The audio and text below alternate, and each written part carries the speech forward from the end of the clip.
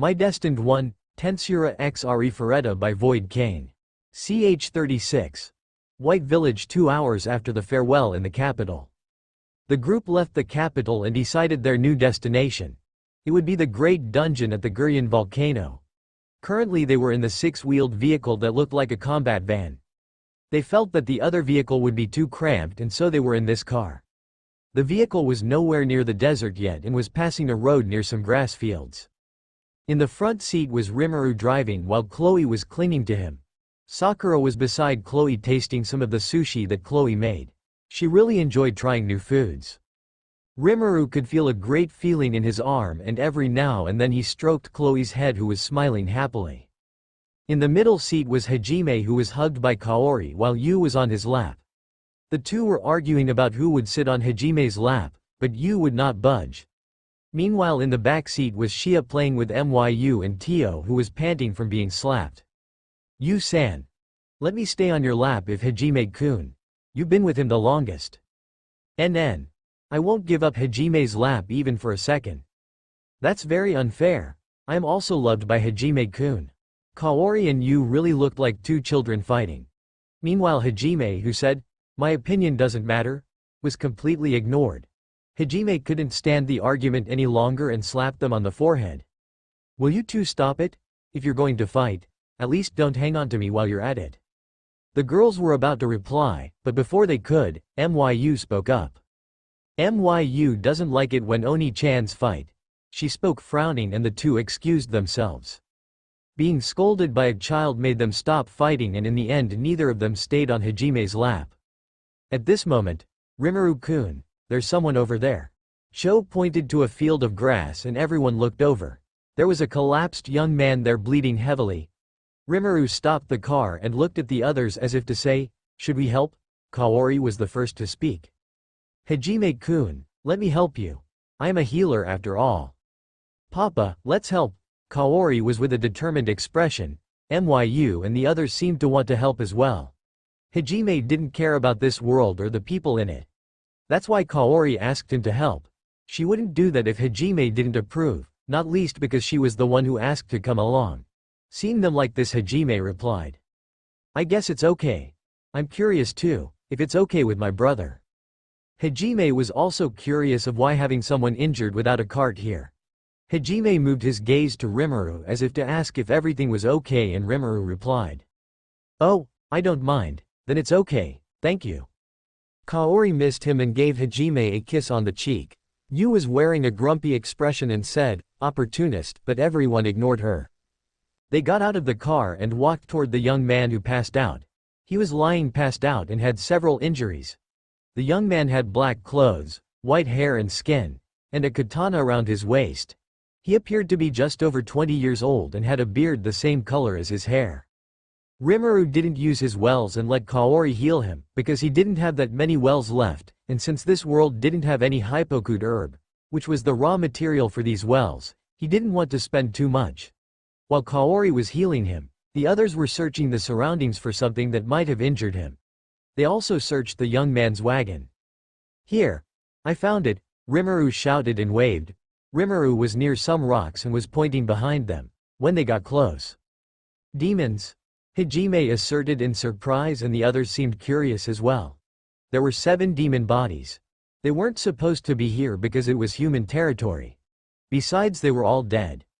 Rimuru looked around some more and Tio then spoke. Did that young man fight all of them? If so, he must be stronger than an ordinary human. Killing demons that are stronger than humans, and still 7. We have to talk to him. Huh. Hajime agreed with Tio's words and at that moment Rimuru gave a surprised groan. Everyone was confused as to why, and Rimuru explained. They're not as powerful as that Milo guy, but those 7 are Demon Lord. What? Everyone was surprised by Rimuru's words. Rimuru then showed the brooches they carried. These brooches were given to Demon Lords and Milo who Rimuru killed also carried one. When Rimuru looked through Milo's memories he didn't see anything very important. He only found out that Milo was an envoy of the gods and that his superior was EHT. However, now he asked Sealed to specifically analyze the faces of the Demon Lords in Milo's memories and confirmed. These guys really are Demon Lords. If that young man killed all of them, he must be quite powerful. We'd better talk to him. Yes. Kaori must have finished the healing. Hajime agreed with Rimuru and they went back to where Kaori was. They arrived and Kaori seemed to have difficulty healing the young man. Her healing magic was glowing brightly and she was focused. Kaori, what's going on? I don't know. I healed all the other wounds, but this one won't stop bleeding. No matter how much I heal it, it's still bleeding. Kaori was exhausted from using magic power and the others were also confused about how there could be an incurable wound. Rimuru approached. Let me see. Yes. Kaori stepped back and Seal analyzed the wound. Just as Rimuru thought, it was a dimensional wound. This wound would not heal as it was the same as trying to heal a wound and the dew was still inside.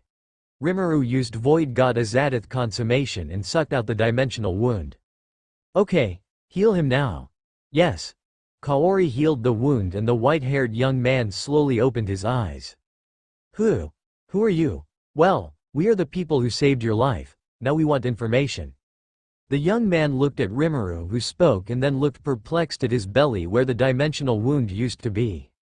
How? From the looks of it the young man knew that the wound was difficult to heal and was confused. How do we heal you? Well, that's complicated to explain.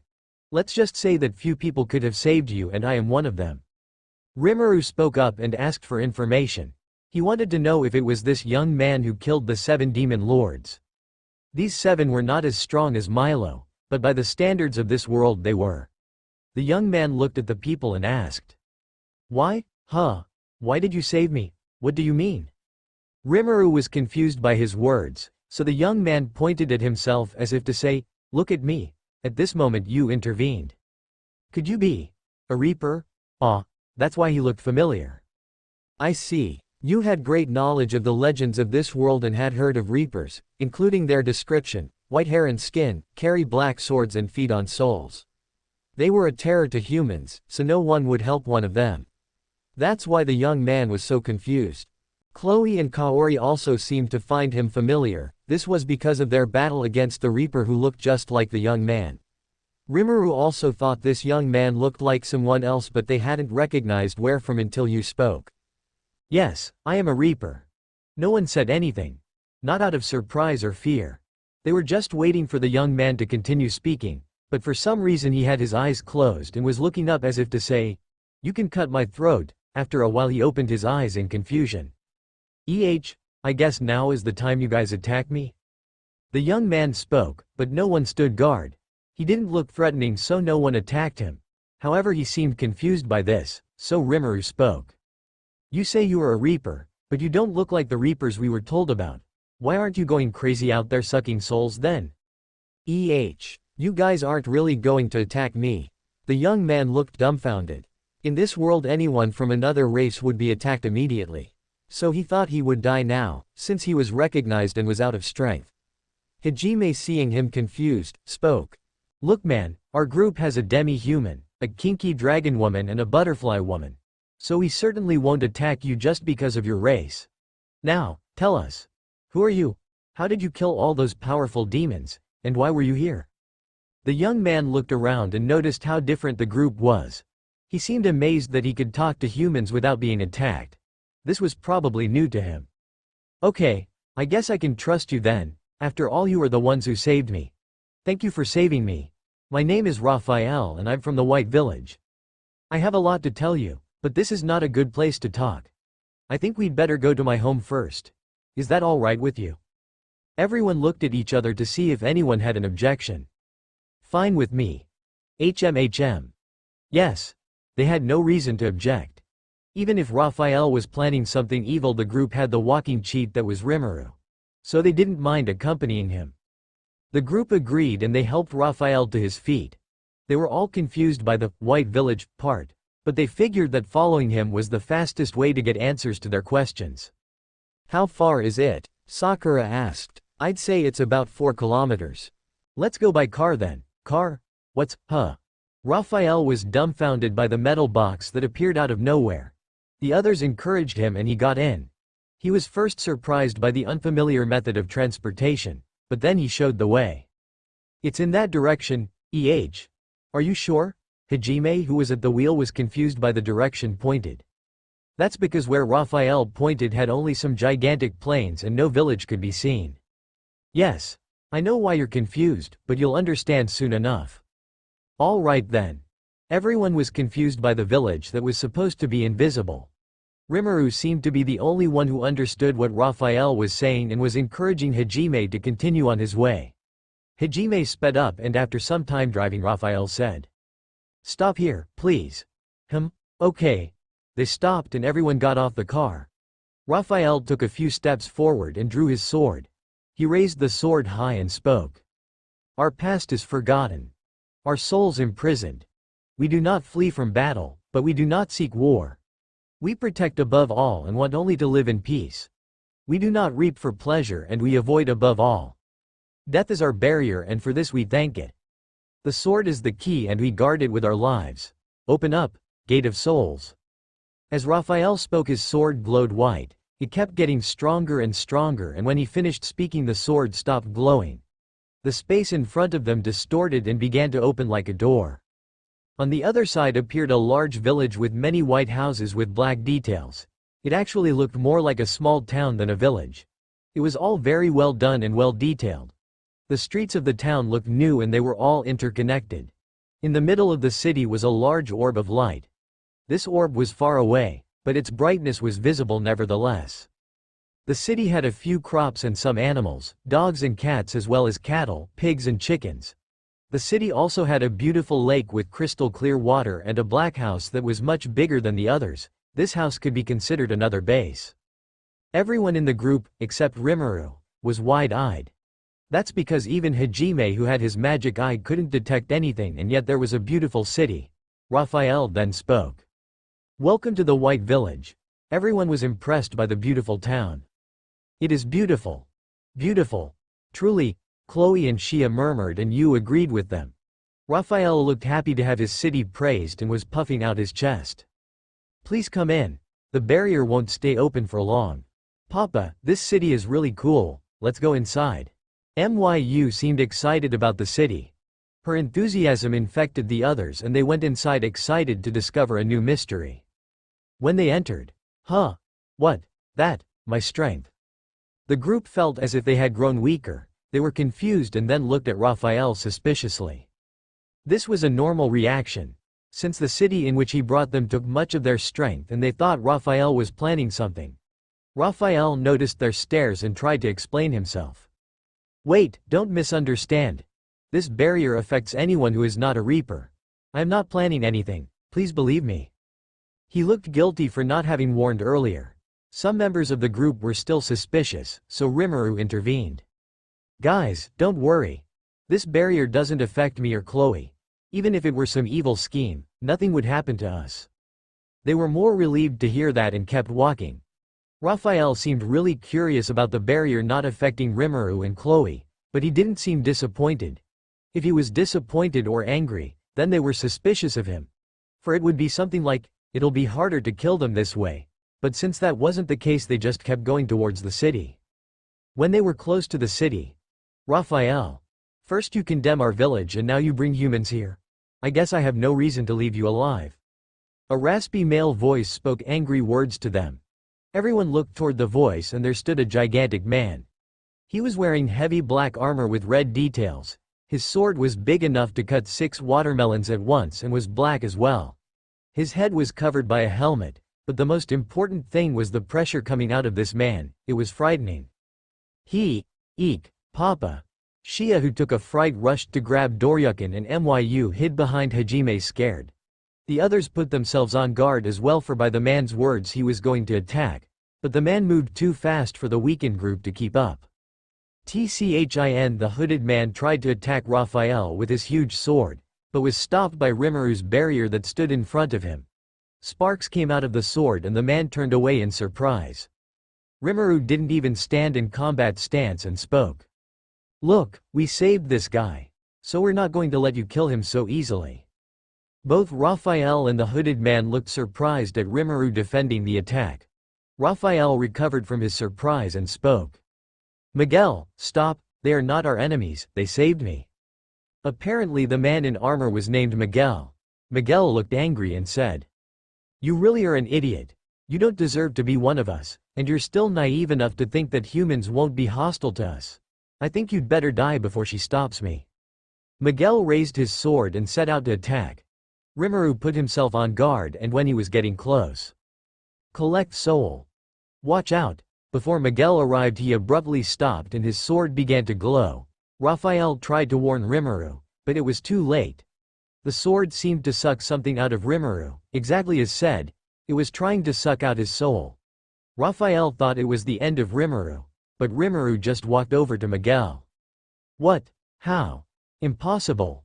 Raphael and Miguel were shocked. Rimuru was supposed to be dead already, but there he was, walking slowly.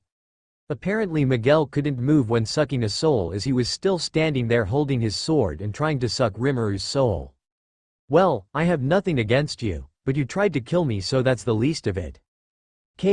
Rimuru punched Miguel and he was thrown far away. Miguel let out a groan of pain and sprawled on the ground. Raphael looked perplexed and the group was casting looks that seemed to say, "As expected." However, Miguel was to be more resilient than he looked and stood up to continue fighting. "Miguel, enough." A female voice came from behind Miguel and everyone looked in his direction. There stood a beautiful white woman with hair of the same color. Her black clothes were the same kind of clothes a queen would wear, and her eyes were red. Her expression was calm and serene, but her gaze could kill anyone. She was not releasing any pressure, but she seemed to be powerful. When Michael saw the woman, he lowered his sword and said, "Lucifer, I'm sorry. Don't talk anymore. Call the other three to the main house. I will go after I finish here." "Yes." Miguel turned and left without even complaining. Hajime, Kaori, Chloe and Rimuru had found the names of the Reapers very familiar, but they thought it must just be a coincidence. The woman who seemed to be called Lucifer approached Raphael.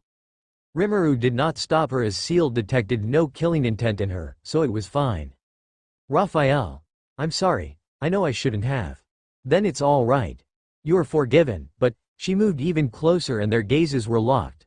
Lucifer put his hands on the neck if Raphael, and Rimuru was thinking she was going to break his neck, but the two kissed. No one expected that's what would happen. Everyone thought it would be the end of Raphael, then everyone let out confused voices. Lucifer parted his lips from Raphael and said, "The next time you do something like this I will kill you 100 times. "Ah. Well, what can I say? I promise not to do that again." Raphael replied, half startled, as Lucifer's eyes were serious. Lucifer let go of him and turned his gaze to the group. That piercing gaze made some of the group shiver and Myu even hid behind Hajime again. "Will you explain it to me?" she asked Raphael, pointing at the group. Lucifer also kept casting glances at Rimuru. She probably saw Rimuru's punch and was being careful. Raphael then explained that they saved him and wanted to know more about him and the Reapers. "I see. They really are a distinguished group." Lucifer looked thoughtful. She then said, "Raphael, explain about us to them. You can even take a tour if you want. I will let everyone know. Get a place for them to sleep and eat too. Tomorrow morning take everyone to the main house." "Okay. See you later." "See you." They said their goodbyes and Raphael led them into town.